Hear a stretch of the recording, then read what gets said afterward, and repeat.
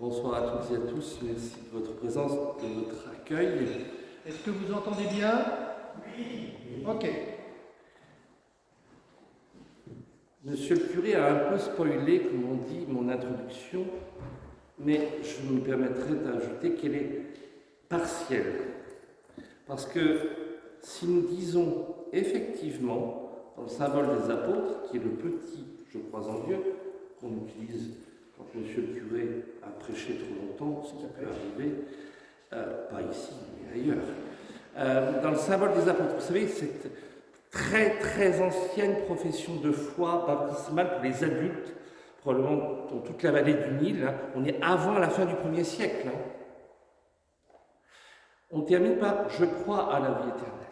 Sauf que, dans le symbole de Nicée-Constantinople, on appelle le Grand Credo, composé pour une part en 325, où les évêques établissent la divinité de Jésus, complété en 381 au concile de Constantinople, on ne dit plus « je crois à la vie éternelle ». On dit « j'attends la résurrection des morts et la vie du monde à venir ».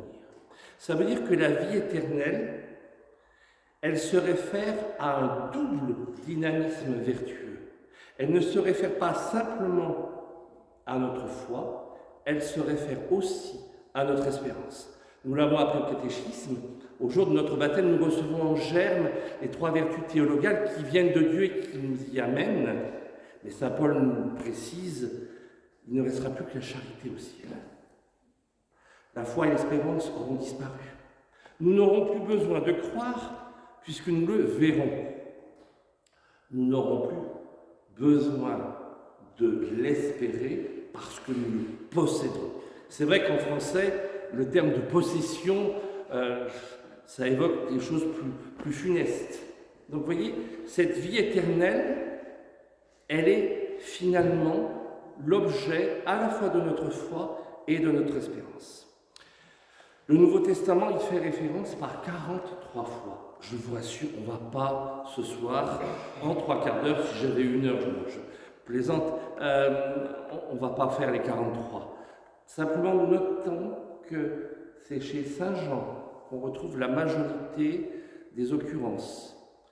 23 fois chez Saint Jean, 20 fois dans le reste du Nouveau Testament. Chez Saint Jean, 17 fois dans l'Évangile, 6 fois dans sa première lettre. Et pourtant, nous n'allons pas commencer par une citation de Saint Jean, mais nous allons chercher chez Saint Matthieu. Mon professeur au séminaire en théologie morale, l'un de mes professeurs, nous disait c'est quoi le patrimoine du chrétien en termes de prière? C'est le Notre Père, c'est le Je vous salue Marie, c'est le Je crois en Dieu. Ce devait être aussi les béatitudes. Puisque aujourd'hui, dans le plan même du catéchisme de l'Église catholique, c'est un enseignement moral qui est fondé sur les béatitudes. Et pas seulement, uniquement, selon les commandements. Et les béatitudes sont les promesses de Dieu. Bienheureux les pauvres en esprit, bienheureux les cœurs purs parce qu'ils verront Dieu. Ah, ça commence à nous intéresser. Mais ça veut dire aussi que dans les béatitudes, et d'une manière très émouvante, le Christ nous dit que la vie éternelle est une œuvre de justice. Vous savez, nous, on a parfois tendance, ou on avait tendance à craindre la justice de Dieu. Vous savez, hein, on opposait très volontiers la justice et la miséricorde. Il y a un épisode célèbre dans la vie de Thérèse de l'Enfant Jésus, avec une sœur qui fait brûler la Sainte Enfance, qui n'arrête pas de lui parler de la justice, et Thérèse qui dit « mais la miséricorde. » Les deux, mon capitaine. C'est parce que Dieu est juste que la vie éternelle est vue comme une récompense. Mais alors nous, on n'est pas très à l'aise par rapport à ça. On se dit, mais enfin, l'amour de Dieu, il est gratuit, oui, mais vous faites déjà quelque chose sans espérer une récompense ou au moins un salaire, enfin quelque chose de juste. À la fin du mois, frères et sœurs, nous touchons un salaire, nous perso, qui nous est dû en justice. Il faut quand même qu'on travaille pour, parce que ce salaire va nous permettre de vivre. C'est pas simplement dans notre animalité que la récompense, elle est due. Quand on veut élever, éduquer, dresser un animal, c'est essentiellement par la récompense, hein, quels que soient les animaux. Nous sommes des animaux libres et rationnels.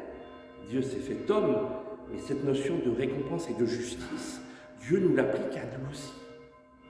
Donc, vous voyez, Dieu rétribue, Dieu nous récompense, et ce sont ses manières. Dieu récompense notre foi, notre espérance. Dieu récompense en fait toute une vie qui est tout sauf éternelle par ce don de la vie éternelle. Nous le verrons à la fin de cette conférence. Mais il y a quand même un lien, donc, déjà dans l'Évangile, entre la vie éternelle et ce que nous avons à faire au quotidien. Si je vous dis, frères et sœurs, on est toujours chez Saint Matthieu, au chapitre 19 cette fois-ci, dans vos souvenirs, qui est-ce qui s'approche de Jésus et qui lui dit « Maître, que dois-je faire de bon pour avoir la vie éternelle ?»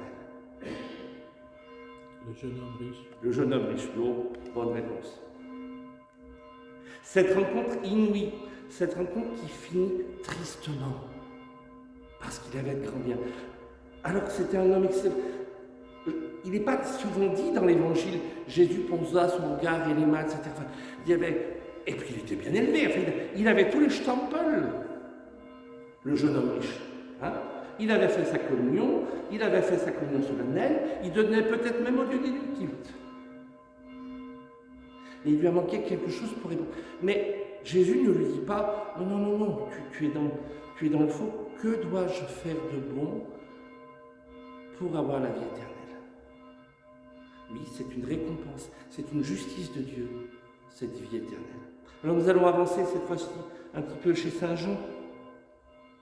De manière nocturne, au début de l'évangile de Saint Jean, chapitre 3, un membre de l'élite juive du Sanhédrin, Nicodème, vient voir Jésus. Et c'est un peu un dialogue de sourds d'ailleurs, hein, celui qui doit renaître selon l'Esprit, etc.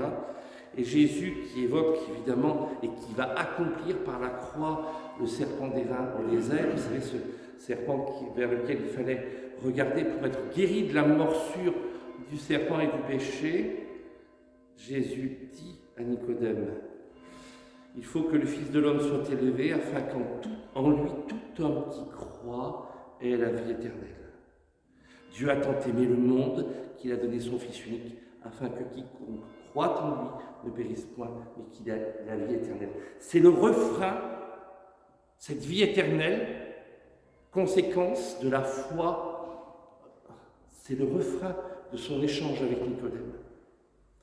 On va avancer un petit peu au chapitre 6. Ce discours du pain de vie, vous savez, ce texte de Jean 6 qui est une catéchèse fabuleuse, catéchèse de Jésus en vue de l'Eucharistie, en vue de l'offrande de son corps, de son sang, de son âme et de sa divinité au soir de sa passion. Et nous devrions nous souvenir, nous au moins les prêtres, de ce discours du pain de vie, parce que ça nous occupe 3 à 4 dimanches du mois d'août, tous les 3 ans. C'est parfois un petit peu compliqué à la fin pour nous. On prêche sur l'Eucharistie, une fois, 2 fois. Ça peut être répétitif. Qu'est-ce que dit Jésus à ces foules qui vont d'ailleurs disparaître après ce discours?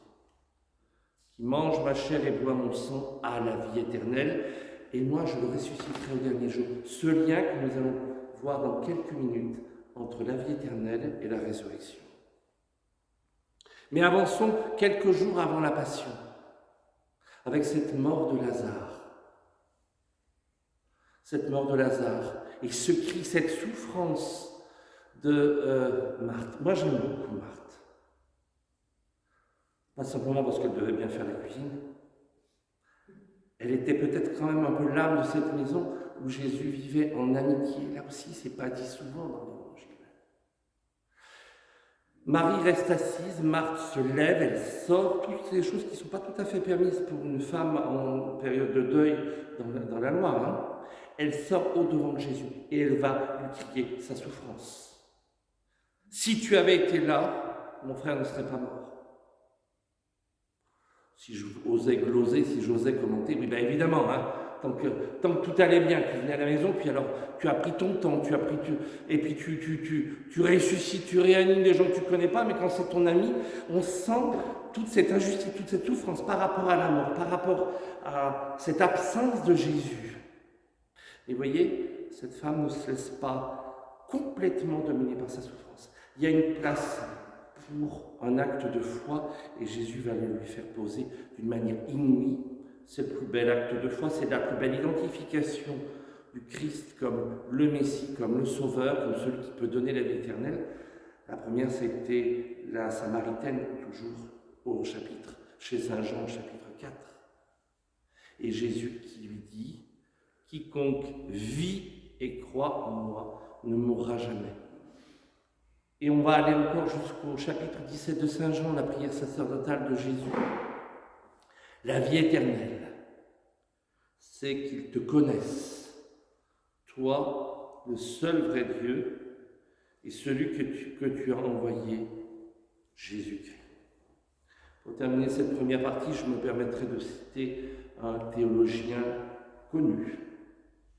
Je pourrais même dire que c'est un père de l'Église, un certain Woody Allen, vous savez, le cinéaste new-yorkais, qui aime cet humour fabuleux, qui nous dit que l'éternité c'est long, mais surtout vers la fin. Et pour introduire donc cette deuxième partie, parce que nous avons maintenant à envisager le rapport entre l'éternité et le temps. Parce que justement, ça ne va pas forcément ensemble. Et comment nous pouvons concevoir, nous qui sommes créés, nous qui avons commencé à un moment précis du temps de l'humanité et du temps de Dieu, comment nous pouvons envisager, imaginer l'éternité. Parce que l'éternité, en soi, c'est ce qui n'a ni commencement, ni fin. Or, dans la philosophie grecque, chez Aristote, 3 siècles avant Jésus, il n'y a qu'un être, ce qu'il appelle le premier moteur, ce que plus tard d'autres appelleront l'être suprême, qui n'a ni commencement ni fin. Avouons quand même que c'est un visage possible de Dieu, mais que ce n'est pas forcément celui pour lequel nous allons vivre et mourir. Alors, eh bien c'est chez Karl Barth qu'il faut aller chercher une phrase toute simple. La résurrection est, EST, l'éternité. C'est-à-dire que pour nous, chrétiens, ce sont deux réalités finalement synonymes. Ce n'est pas simplement l'entrée dans la vie éternelle, c'est le commencement d'éternité, quelque part. Où nous sommes justement hors du temps. Souvenez-vous, frères et sœurs, saint Paul dit, si le Christ n'est pas ressuscité, alors vaine est notre foi et nous sommes les plus malheureux de tous les hommes. La résurrection, frères et sœurs, c'est le cœur nucléaire de notre vie. Et en même temps, c'est notre entrée dans l'éternité. Ce rapport au temps, dans l'humanité, il n'est pas le même suivant les civilisations. À l'époque du Christ, et ça c'est important, à l'époque où les évangiles sont composés, nous n'avons pas le monde culturel dans lequel vit le Christ, n'est pas le nôtre. Le monde romain domine politiquement, militairement, économiquement tout le bassin méditerranéen. C'est fabuleux. C'est vraiment la Pax Romana. Ce sont des années pour cette région du monde de relative paix, de prospérité économique. Mais culturellement, ce monde est dominé par l'esprit grec. Et dans la philosophie grecque, le temps, c'est un cercle, c'est un cycle complètement fermé. Chez les Grecs, le temps est un perpétuel recommencement. On le voit d'ailleurs dans la mythologie, que ce soit le rocher de Sisyphe, que ce soit le tonneau des Danaïdes. Perpétuel recommencement, ça veut dire aucune récompense, aucun repos, aucun bonheur. Vous savez, souvenez-vous de la Samaritaine, elle cherche l'eau qu'elle n'aura plus besoin de puiser. Et le Christ lui promet justement une réalité, elle n'aura plus jamais faim, elle n'aura plus jamais soif. Vous comprenez? Et en fait, c'est ce dont nous avons besoin, et cela fait terriblement défaut au monde grec. Dans le monde grec, le temps, c'est un esclavage, c'est une malédiction. Et parler de salut voudrait dire pour les Grecs sortir de ce cycle, de ce cercle fermé sur lui-même. Ça voudrait dire s'évader dans une éternité intemporelle qu'en fait on a du mal à concevoir. Oh, vous allez me dire, là, ça commence à devenir compliqué. Je vous rassure, on revient à très simple, les actes des apôtres.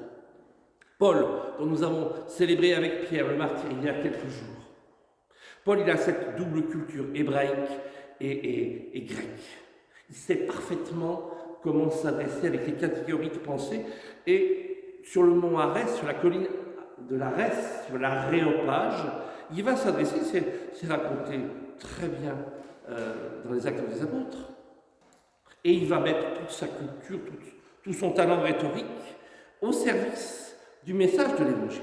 Et on l'écoute même, semble-t-il, avec une certaine bienveillance, avec un certain intérêt. Il a remarqué qu'il y a un autel au Dieu inconnu, c'était pour les Grecs, l'idée si on en oublie un, il ne faut pas se le mettre à dos. Ouais. Eh bien, ce Dieu inconnu, je viens vous le faire connaître. Et on l'écoute avec intérêt, jusqu'à un moment, sans mauvais jeu de mots, crucial, quand il parle de la résurrection. Et là, vous savez, comme le soufflet qui retombe complètement, avec cette ironie de ses interlocuteurs, quand il parle de résurrection d'entre les morts, oui, nous t'écouterons là-dessus une autre fois. Et ils rentrent chez eux. Et voilà Paul qui va des sommets de la culture et d'une certaine élite philosophique sur le mont Arès, il va finir par descendre dans tous les sens du terme jusqu'au bas-fond de Corinthe, où il aura comme premier chrétien les dockers et des gens d'une vertu qui peut être considérée comme aléatoire. Ça va être là le premier annonce de l'évangile de la résurrection dans le monde grec. Dans la Bible, dans l'Ancien Testament, on voit très bien cette évolution. Il n'y a pas une conception unique, monolithique, ni de Dieu, ni du temps. Dans l'Ancien Testament, on voit bien comment on va évoluer dans le regard qu'on pose sur Dieu. On croit en un Dieu unique, ce qui est déjà, aux yeux du monde qui l'entoure, une aberration. Le monothéisme, la croyance en un Dieu unique, dans l'histoire des religions, c'est une révolution fabuleuse. Ça n'existe quasiment pas. Oui, on peut les trouver tel pharaon dans telle mythologie du continent latino-américain actuel. Ça n'est quasiment rien. Dieu unique, et Dieu unique qui va se révéler petit à petit aux hommes comme étant bon, un Dieu qui soit bon. Mais vous avez vu ça où? Quand vous regardez, quand l'homme s'invente des dieux, ça donne la mythologie grecque et la mythologie latine. Ça donne pas envie, tous ces dieux. Parce que alors, ils sont tout le temps en train de se tuer, de s'entretuer, c'est vraiment l'homme dans ses passions les plus basses. Ça donne pas envie. Et là, un Dieu unique, éternel, un Dieu qui nous aime, un Dieu qui va même nous faire participer à sa vie éternelle, un Dieu qui va même pardonner nos fautes, on ne se rend pas compte de ce que ça représente. Et donc, avec cela, quand le peuple juif va petit à petit grandir dans sa foi, c'est aussi le rapport à la mort qui va évoluer. Jusqu'à ce deuxième livre des Maccabées, où on va 200 ans avant Jésus. Le livre des Maccabées, la bataille des Maccabées, c'est l'an 65 avant Jésus-Christ, donc presque 2 siècles par rapport à la mort et la résurrection de Jésus. Cette prière d'intercession pour les morts qui sont morts pas en état de communion avec Dieu, puisqu'ils portent les amulettes païennes au lieu de Jamnia. Et donc, même cette puissance que Dieu a de pardonner et cette puissance que les vivants ont pour leur mort. Allons maintenant chez un autre théologien de langue allemande, que nous connaissons peut-être mieux, un certain Joseph Ratzinger. Et là, la phrase, elle est un petit peu plus longue, mais elle exprime en fait que ce rapport à la mort, que ce rapport à la vie éternelle, ce rapport à la finalité de notre vie Elle ne concerne pas simplement que les chrétiens français de l'archidiocèse de Strasbourg en 2024. Je cite Cardinal Ratzinger dans un ouvrage La mort et l'au-delà qui a maintenant presque 40 ans. Seule la vie éternelle répond de manière satisfaisante à l'interrogation de l'homme sur son existence et sur sa mort ici-bas.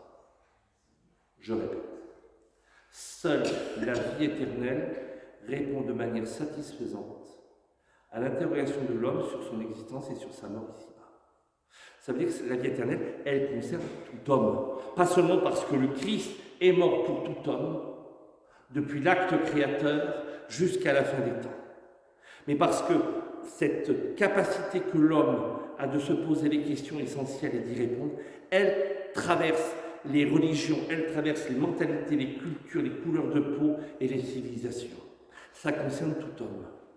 Et ça nous renvoie à ce philosophe grec, Aristote, que j'ai évoqué tout à l'heure. Nous connaissons le patrimoine mondial de l'humanité. Je pense que, je n'ai pas vérifié, mais je pense qu'à Strasbourg, il y a des lieux en Alsace qui sont patrimoine mondial de l'humanité. Cathédrale de Strasbourg. La cathédrale de Strasbourg. Bon. Eh bien, nous avons un autre patrimoine mondial. Ce que Aristote appelle les 4 inclinations naturelles de tout homme. C'est que tout être humain est incliné naturellement vers la conservation de la vie, vers la reproduction, se continuer, transmettre l'espèce humaine, se continuer à travers un autre, la vie en société et la recherche de la vérité. Ça concerne tout homme. Pas seulement les shintoïstes du bas Japon méridional du XVIIe siècle. Non, tout homme. Et Aristote précise aussi, dans une autre partie de sa philosophie, que tout ce que nous le faisons en vue d'une finalité, d'un but. Ça doit nous interroger, frères et sœurs. Parce que ça doit nous renvoyer aux questions fondamentales que tout homme doit se poser. Qui est-ce que je suis? Qui suis-je? D'où est-ce que je viens? Où est-ce que je vais? Pour moi, il y a un recul de l'humanité. Il y a un recul même si un homme n'est pas capable, au cours de sa vie, de se poser à plusieurs reprises ces questions-là, et surtout d'y répondre. Mais il y a une autre question qui est fondamentale. Après ma mort, il y a quoi? Et ça, c'est une question fondamentale. Parce qu'en fait, la réponse à cette question, elle influe sur tout le reste de notre vie. S'il n'y a rien, eh bien, selon l'expression, mangeons et buvons, car demain nous mourrons. L'hédonisme, l'individualisme actuel, les atteintes même à la création, sont le signe d'un refus d'un au-delà pour tout le monde. Il n'y a rien après. Donc, finalement, on s'en fiche, puisqu'il n'y a ni jugement, ni récompense, il n'y a rien. Mangeons et buvons, parce que demain nous mourrons. Et peu importe nos actes, qui n'ont aucun poids d'éternité. Vous vous rendez compte si on répond à cette question-là, alors oui, pour paraphraser les frères Karamazov, tout est possible. Par contre, si on se dit il y a quelque chose, il y a quoi? Les Français, aujourd'hui, il y a eu une très grande enquête sociologique faite par des entreprises de pompes funèbres, montre qu'en 2023-2024, en France, il y a à peu près un tiers des Français qui croient en quelque chose après la mort, un tiers qui ne croit pas qu'il y a quelque chose après la mort, et un tiers qui ne sait pas. S'il y avait une question où il faudrait quand même, frères et sœurs, que nos frères et sœurs en humanité aient un avis, parce qu'on ne vit pas de la même manière. Moi, je me souviens, quand j'étais plus jeune prêtre, je demandais souvent à la la famille que je recevais, aux proches, et c'était quoi le but de sa vie? Et un jour, on m'a répondu, j'étais jeune prêtre, on m'a répondu, c'était un homme qui avait mon âge, qui a toujours mon âge d'ailleurs, le but de la vie de mon papa, c'était d'avoir une Ferrari. Alors moi, c'est clair qu'il avait un but dans sa vie. C'est un homme de 60 et quelques années dont j'avais célébré les obsèques. Et le but de sa vie, c'était d'avoir une Ferrari. Là où j'avais été quand même un tout petit peu gêné, c'est quand cet homme me dit, oui d'ailleurs on vivait encore avec, on était à 5 dans une caravane, avant que, voilà, il avait d'abord eu une Ferrari, puis après on a eu une maison. Vous voyez, frères et sœurs, que quand on a un but dans une vie, on subordonne tout le reste. Sauf que si le but ultime de votre vie, vous l'avez déjà atteint, on est comme dans le dessin animé Le Grand Livre de la Jungle, vous savez, à la fin, dans le cimetière des éléphants, vous avez deux charognards qui discutent, c'est un dessin animé, hein, puis il y en a un qui fait en permanence, mais qu'est-ce qu'on fait maintenant? Qu'est-ce qu'on fait maintenant, David? Mais si le but de votre vie est atteint, alors j'ai posé la question, je dis, mais alors après, ça a été quoi le deuxième but de sa vie? C'était, ne riez pas d'avoir une deuxième Ferrari. Et si le but de notre vie n'était pas quelque chose qui nous dépasse, et si le but de notre vie, mais finalement de toute vie humaine, répondait à quelque chose qui nous dépasse encore plus, et qui va au-delà des 4 inclinations de l'homme. Je vous rappelle, hein, tout être humain, conservation de la vie. La perpétuation de l'espèce se continue à travers quelqu'un d'autre. La recherche de la vérité et la vie en société. Eh bien, au regard même de la foi chrétienne, on peut ajouter quelque chose, le bonheur. Ça aussi, frères et sœurs, il y a quelque chose que nous n'avons absolument pas choisi. Et qui est une soif en nous énorme, qui est une faim en nous absolument énorme, c'est le bonheur.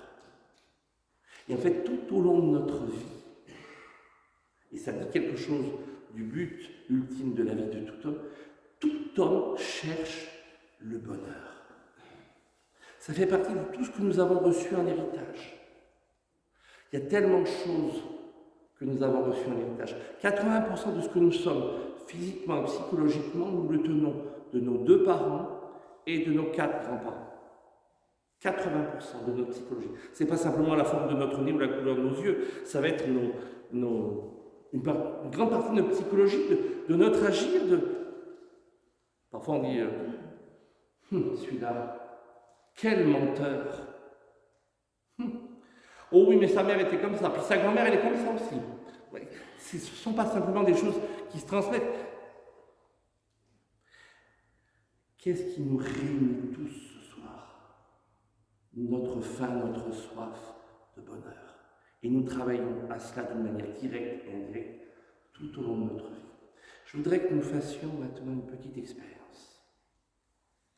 Nous avons tous vécu dans notre vie des moments de bonheur inouïs. Tous. Je voudrais que nous rendions présent maintenant à notre mémoire ce moment de bonheur. Nous allons ensemble faire silence, nous allons fermer les yeux et nous allons faire remonter à notre mémoire et à tout ce que nous sommes là, maintenant. Nous allons faire remonter, nous allons actualiser un moment de bonheur inouï en fermant les yeux quelques instants.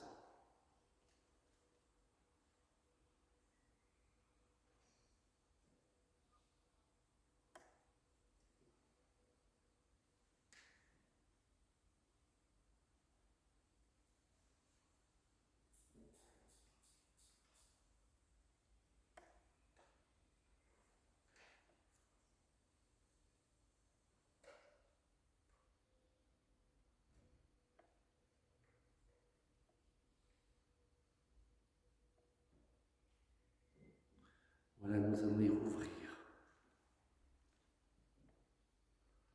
Nous n'allons pas communiquer, chacun, c'est quelque chose de plus intime. Et vous l'avez, ce moment de bonheur. Quelles sont les caractéristiques de ce moment de bonheur? Ni faim, ni soif, ni fatigué, ni quoi que ce soit. Une plénitude extraordinaire. Le temps n'existe plus. Dans l'Évangile, le d'abord. Le Christ qui se manifeste dans sa gloire avec Élie et Moïse. Et quelle est la proposition de Pierre? Pas de faire du camping. Quand un juif veut planter sa tente, c'est pour que ce moment, il dure le plus longtemps possible. C'est à la fois très symbolique et très réel. La gloire du Christ au Tabor, c'est un moment de bonheur inouï pour Pierre, Jacques et Jean, et ils auraient voulu que cet instant durât toujours, comme le bonheur que nous avons fait remonter à tous nos sens il y a quelques instants. Eh bien, ces moments de bonheur, frères et sœurs, sont des mises en bouche, sont des biscuits apéritifs, si je puis dire, de la vie éternelle. Il y a en nous quelque chose qui nous dépasse, il y a une aspiration, il y a une vocation à l'éternité, alors que nous sommes pécheurs, limités, inscrits dans le temps, mortels dans tout notre corps, sauf dans notre âme. Là aussi, on va chercher chez Aristote l'éternité de l'âme, qui est un principe d'abord philosophique. Rien en nous n'est vraiment éternel, rien ne nous y prédispose, et pourtant, faire l'expérience de l'éternité à travers un moment de bonheur inouï, c'est la seule chose qui nous comble. C'est la seule chose qui puisse donner un sens à notre vie. Et donc je continue avec Ratzinger. La mort signifie la sortie du temps dans l'éternité. Voilà la réponse pour les Grecs. La mort signifie la sortie du temps dans l'éternité, dans un unique aujourd'hui. Qui a dit à son voisin, dans des circonstances dramatiques, qui a dit à celui qui était à côté de lui, aujourd'hui, avec moi, tu seras en paradis?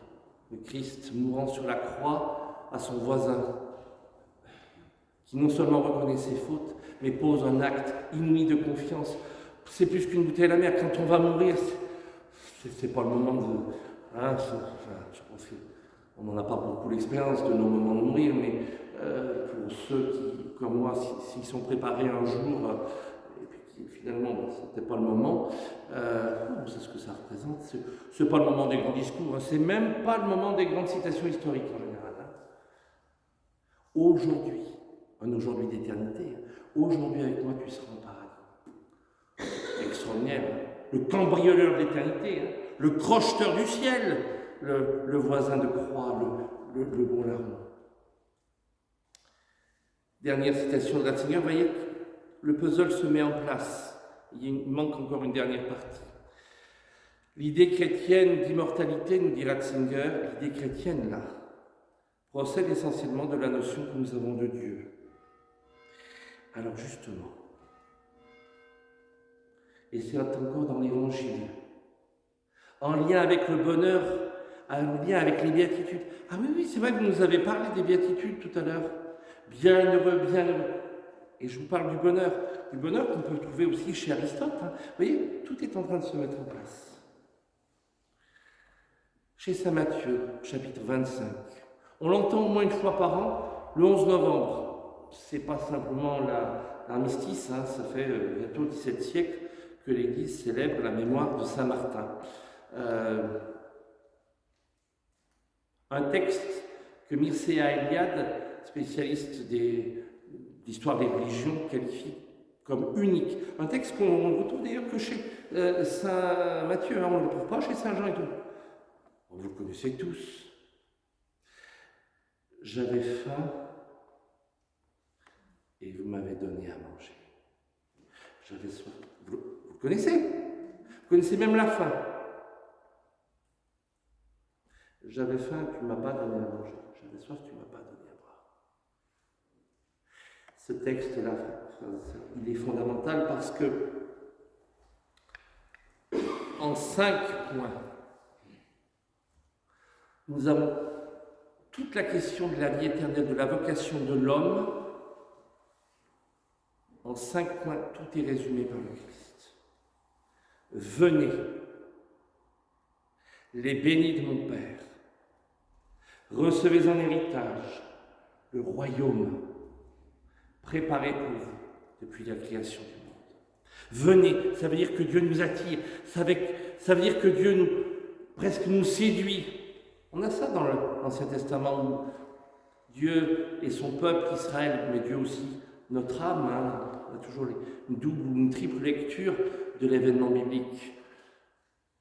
Dieu qui est abandonné, qui est trompé par son épouse infidèle, adultère. Il va l'emmener au désert, à la fois pour la séduire et pour la convertir. Dieu qui vient sans cesse nous chercher. Vous savez, le père de l'enfant prodigue, qui l'attend et qui n'écoute même pas le discours qu'il a préparé, qui vient le prendre dans ses bras et qui vient par les 3 gestes de la tunique, le grand habit, par les chaussures, signe de propriété, par l'anneau qui lui est remis au doigt. Il réintègre dans sa filiation celui qui s'était éloigné. Venez, Dieu nous attire. Mais ça dépend aussi de notre volonté, de notre liberté. Venez, les bénis de mon Père. Voilà ce que j'aimerais qu'on marque sur nos tombes. Il y a parfois vous savez, ça des épitaphes, c'est du règlement de compte. Et si on marquait béni du Père, béni, tout est dit. Ça vient de Dieu, ça passe par les hommes. Un père de famille, une mère de famille peut bénir ses enfants. Enfin, je veux dire, faut sortir des fausses controverses là-dessus. Nous sommes les bénis du Père. Nous sommes les fils et les filles du Père dans le Christ. Venez, cette invitation, Dieu nous invite. Venez les bénis de mon Père. Pour faire quoi? Tu nous invites. Recevez en héritage. Ça, j'en vois qui relève la tête. Quand on parle d'héritage, parfois, pour des préparations de sépulture ou même des célébrations, je sentais que le notaire était plus important que je l'ai entendu. C'est un de mes tout premiers enterrements. Une dame qui a dit à sa belle-fille, enterrer son fils, mais faut qu'on se dépêche, faut qu'on aille chez le notaire. Le corps n'était pas encore descendu. Il n'a pas été pleuré longtemps celui-là. Recevez un. Qu'est-ce que c'est qu'un héritage? C'est pas un dû, c'est le fruit du travail de quelqu'un d'autre. Cet héritage, c'est la vie éternelle. Cet héritage, c'est la réconciliation avec le Père. Cet héritage, c'est la croix. Il n'y en a qu'un qui mérite. Pour nous, c'est le Christ. Recevez en héritage. Quoi donc? Le royaume. Le royaume. Le Christ. Son amour. La vie éternelle. Tout ça, ce sont des synonymes.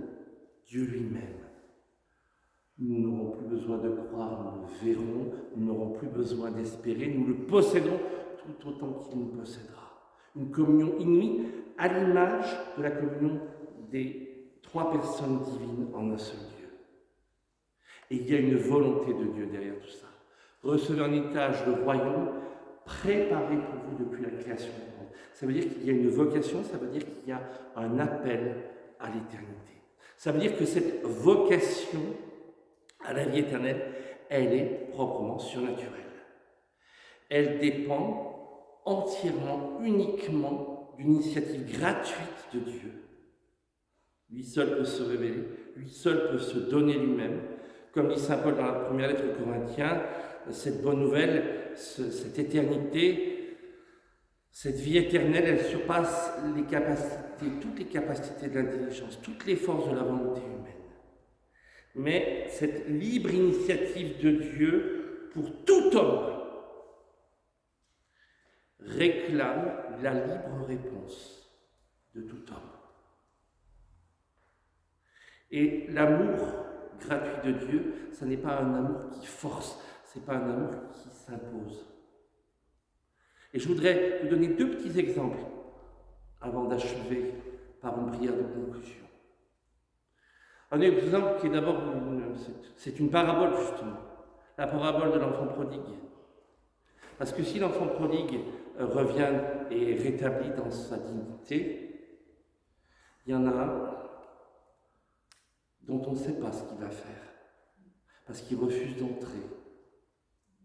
C'est le fils unique. Ce fils unique qui dénie d'ailleurs sa relation fraternelle. Ton fils que voici, ce fils unique qui se fait accusateur de nos frères et rejeté, lui qui nous accusait jour et nuit devant Dieu et de l'Apocalypse. Et là, on n'est plus dans une parabole. L'autre larron, l'autre qui n'est ni plus ni moins criminel que on ne sait pas. Ça veut dire que jusqu'au dernier instant de notre pèlerinage sur la terre, de notre temporalité, les bras du Christ sont ouverts. Les bras sont fixés quelque part pour l'éternité. À nous, librement, de vouloir cet amour. Dieu ne va pas nous y contraindre.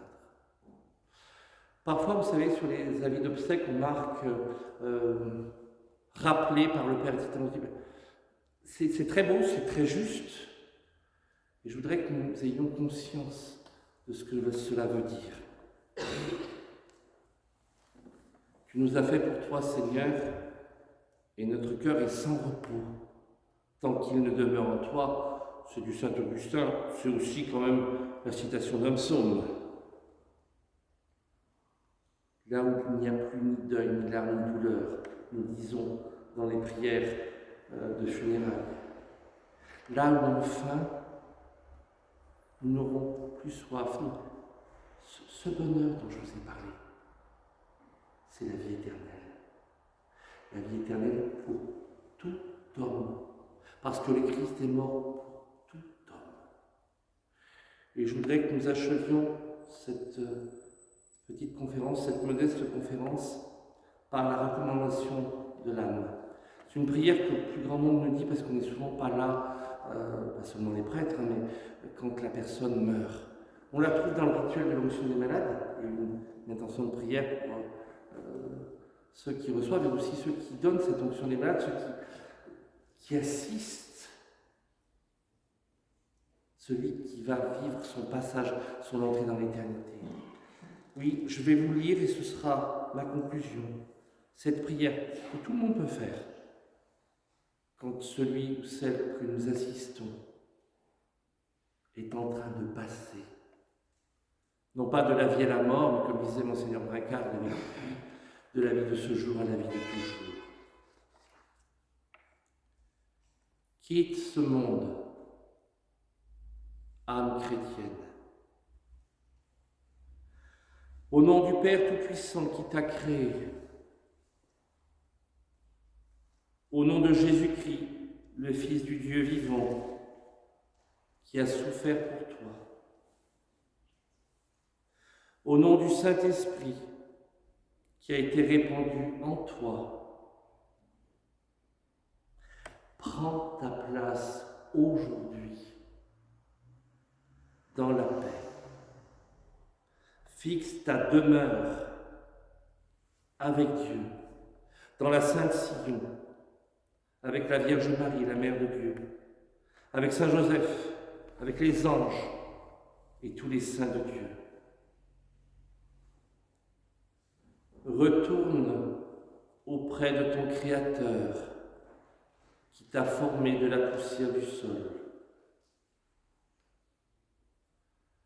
Qu'à l'heure où ton âme sortira de ton corps, Marie, les anges et tous les saints se hâtent à ta rencontre. Que tu puisses voir ton Rédempteur face à face. Amen.